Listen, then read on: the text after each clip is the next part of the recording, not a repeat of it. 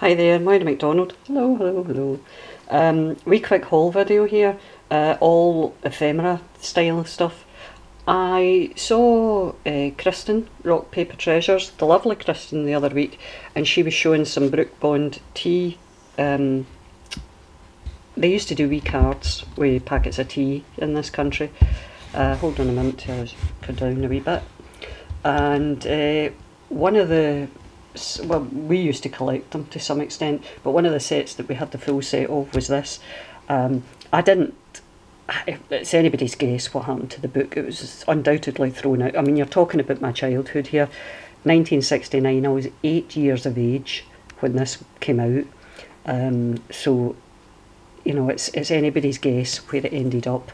But when I saw the video, it brought back memories of these sort of things, and I went and had a wee hunt around, as usual, you know, on eBay to have a wee look to see if I could find any, and I happened to come across this particular book, which we had the full set of. By the way, can I just point out, this one here is David Livingstone, and David Livingstone comes from Blantyre, which is just right up the road for here. In fact, David Livingstone's home, or one of his homes, has a wee plaque in it in Hamilton, and it's just up the road from where I stay. I've been at the David Livingstone Centre. He was a missionary. You'll all have heard Mr Livingstone, I presume, or Dr Livingstone, I presume, which was, you know, really famous. Well, certainly when I was growing up. I'm hoping that folk in America will have heard of David Livingstone. But he was a missionary in Africa, but he came from Hamilton. Well, he came from Blantyre, which, you know, is just literally about 150 yards from where I stay. So yeah, it's wee things like that bring back all your memories. You've got Lord Lister here again. He was Scottish. He invented penicillin. Florence Nightingale's in this book. Lewis Carroll. Gordon a Khartoum, who doesn't look really like Charlton Heston as he did in the film, but there you go. Gilbert and Sullivan, that wrote all the famous operas, HMS Pinafore, Pirates of Penzance, the Mikado, the likes of that. Robert Louis Stevenson, again another Scot. Thomas Bernardo of Bernardo's Homes. Emmeline Pankhurst, who was one of the most significant members of the suffragettes. It's a fact. Oh, there's Keir Hardie, who started the Labour Party. It's not the Labour Party we've got now, but we won't say anything about that. We won't get involved in the politics. Harry Lauder, another famous Scot. It's H.G. Wells. I mean, look at this special offer: set of Brook Bond people pictures for 30 bob. That's the old money, that is. It's a brilliant wee book, absolutely brilliant wee book. It brought back so many memories. There another one, Sir Alexander Fleming, that invented penicillin. Another Scot, do you know what I mean? In fact, something else, there's another one in here that I want to show you, if I can find it. I don't want to show you Alf Ramsey, right? We all know what Alf Ramsey did, and being Scottish. And I don't want my English friends to get upset with this, but we know you won the World Cup in 1966, we've heard, right? Alf Ramsey's in it.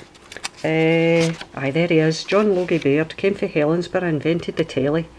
I mean, it's memories. And even as a child, I mean, I was 8 years of age, but I was absolutely fascinated by this wee book, because these were people that were really important as far as I was concerned, really significant, and I learned so much. So anyway, that's part of it. I've actually got a set of the cards coming to use as ephemera, but I want that for myself. This I'm keeping. I also got, this morning these arrived, Wildflowers Brook Bond cards, full set. It's not that I wanted a full set. I mean, I feel really quite guilty about these kind of things because I'll be using them as ephemera in journals. But, you know, I mean, somebody's put a set together, and that's fair enough. I'm eternally grateful that you got the whole set, but you didn't need it for me, if you know what I mean. I would have been happy with 10 or 12 of them. Oh, a stinking iris. iris certainly stink. What do they call it that for? Great wee set of cards. Again, I'll sit and read them all before I use them. In fact, you know, it's probably going to be a wee while before I use them in a journal, because you know what it's like. You've got to love these things when you get them. They're very significant to you. You've got to embrace them. There's another wee set in my desk that I haven't put away yet. I got this the other day. If I can get into it. I think it's Kings and Queens. No, it's not. What on earth is this I've collected?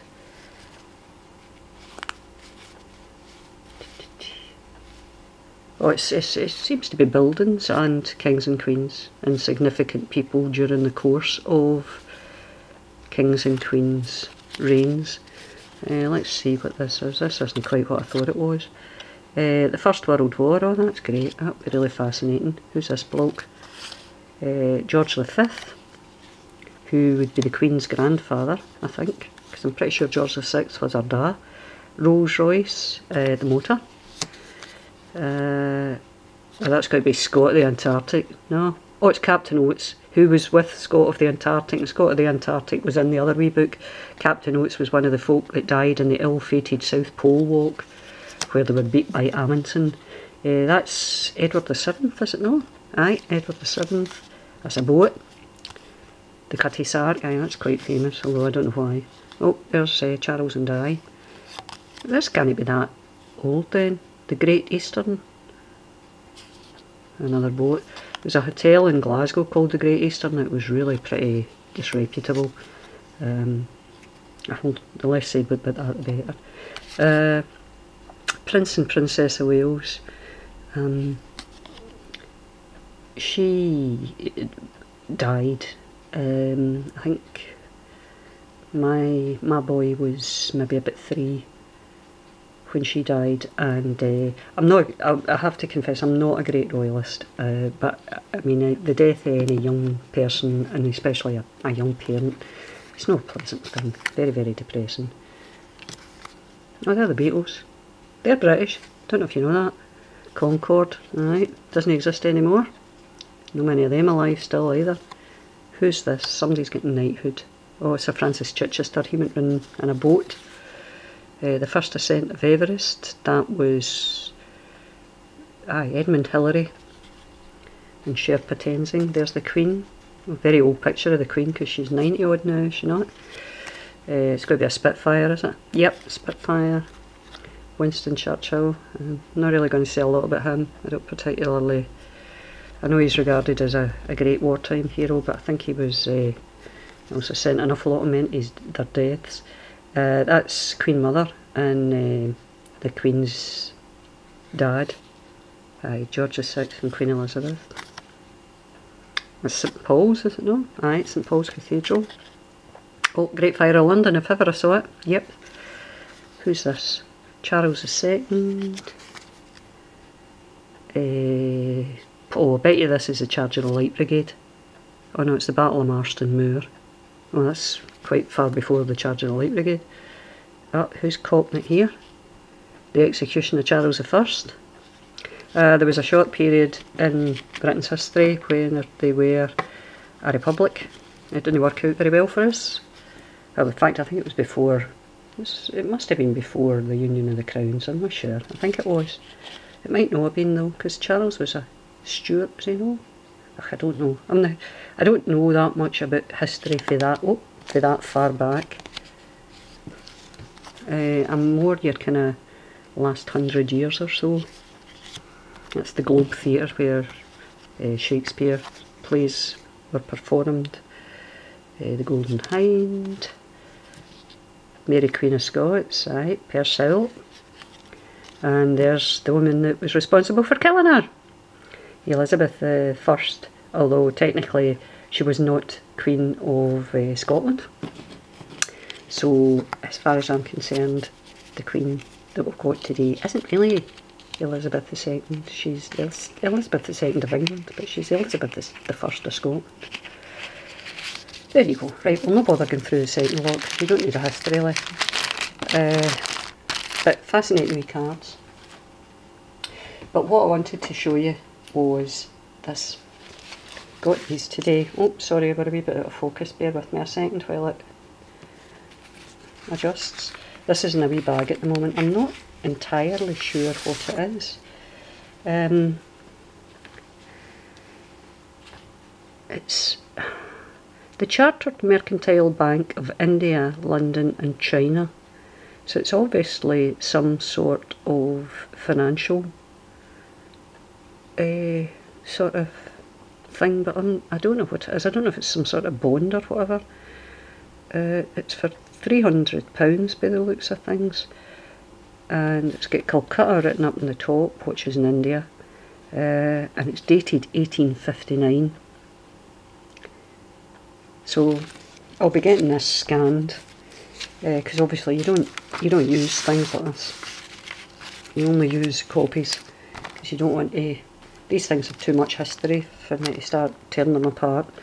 A wee receipt for the Corporation of Birmingham's Gas Department. Well, somebody got a discount for cash too. Arthur Williams and Son in Birmingham. Whatever this was. Oh, Mrs. Keane. I don't know what it's for because it doesn't actually tell you, it just tells you it was for goods. But it's dated 1859 again, 1895. Here's one for 1896. Bought of Fox's Library in Birmingham. Some of the... I'll need to look at these a bit more because I don't... The writing is such... because it's so kind of old fashioned, it's not writing I'm used to reading. This I loved. This is a Scottish one. It's Pullers of Perth. And apparently they were dyers to the Queen, so they must have dyed something for Queen Victoria, because it's dated 1898, so that would have been during the reign of Queen Victoria.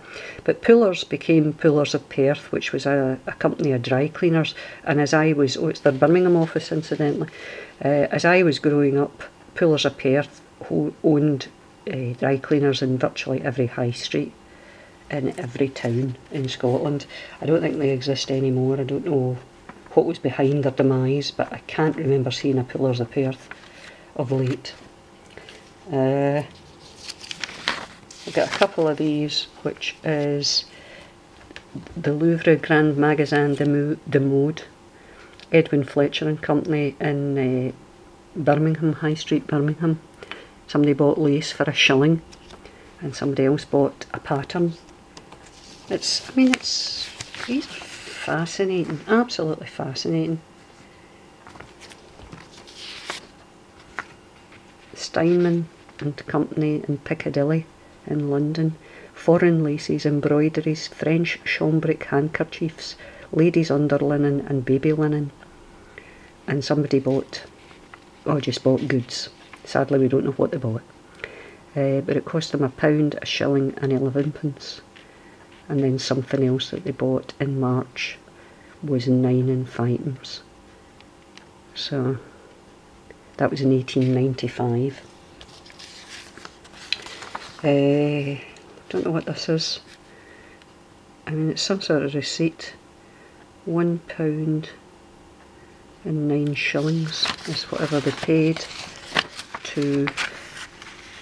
It was Mrs. Keane of Southwood Lodge. I don't even know what that says.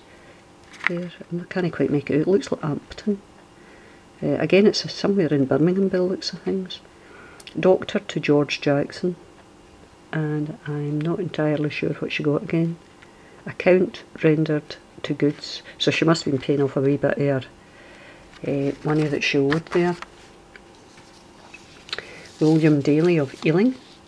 Oh, this must be for a property, because this is for a lot of money, and it's mentioning freehold, which again, this is one of these things that relates to England, so I don't really know exactly what it means, but I know it relates to property.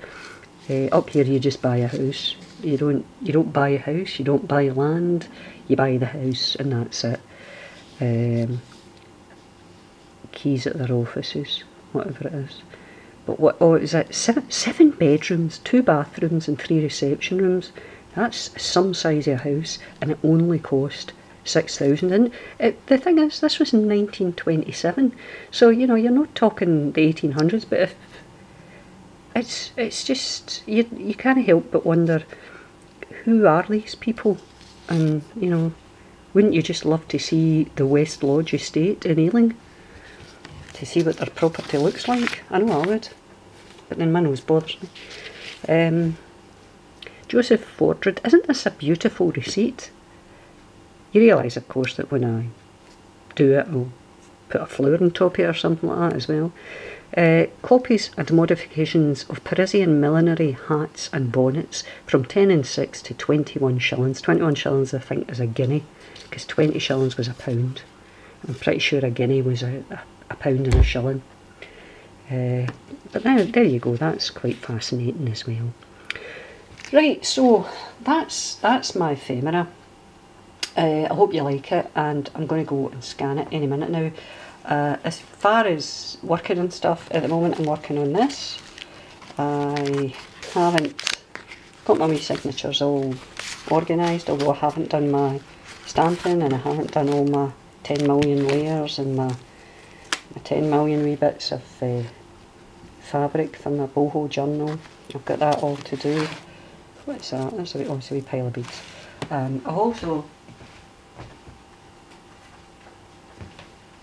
finished these recently, but I've not, well, I've finished them but I haven't organised them. The thing is, I'm going to feel as if it's been that long since I did them, that when you finally get around to see them, it'll be like something new for me as well, because I can't remember what's in them. And I only did that a week ago, and I did that about 2 days ago. It's just, I honestly, my head's full of so many other things that my memory's appalling. Oh, found another thing to show you. No, not talking a wee bit of ephemera that I made myself. I have to show you this as well. Montacute House is a stately home in Somerset, and when I was young, probably about 14, 15, my sister lived in Somerset. We used to visit in the summer for our holidays, and we went to visit Montacute House, and I mean, I love old stately homes, they're absolutely brilliant. There's no pictures, I don't think, in this wee book, just, well, a couple of pictures, but I mean, it was a really nice, it wasn't an overly large house, but it was a nice house, and up on the top they had paintings of the kings and queens of England. And there was one, I don't know what year he was meant to be from, but there was a guy called King Stephen, and this guy's eyes were like, well, they were like Ben Turpin's. If ever you've watched any silent movies, you should know who Ben Turpin is. If not, please Google him, and as soon as you see his eyes, you'll know what I was talking about. And I used to think this picture was absolutely hilarious.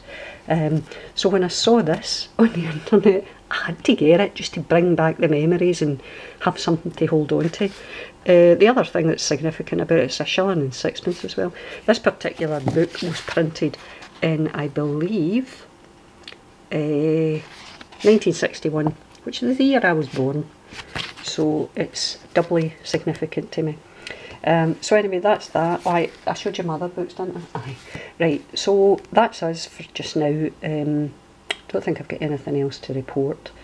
I shall hopefully finish off my boho wee journal within the next 2 or 3 days and make proper videos of all the things, and we can all get a surprise when we see what's in them, because I've forgotten. Well, I've already forgotten. So I'll be as surprised as the rest of you when I see it. And I can go, ooh, ah, the way you do when you look at things. Right, so thanks very much for joining me today. I shall look forward to seeing you guys again soon, in the very near future with any luck. And keep an eye. Oh, I actually put some ephemera in my Etsy shop. Again, it was ephemera that I had added flowers to. I don't know if it might be worth my while just putting the ephemera up as normal run-of-the-mill ephemera. You can maybe let me know if anybody would be interested in that, as opposed to the ones with the flowers on top of them, and I can always get that organised at some point as well. Anyway, let me know in the wee comments. Thanks very much for your time, and I shall see you all again soon. Bye bye folks, bye bye.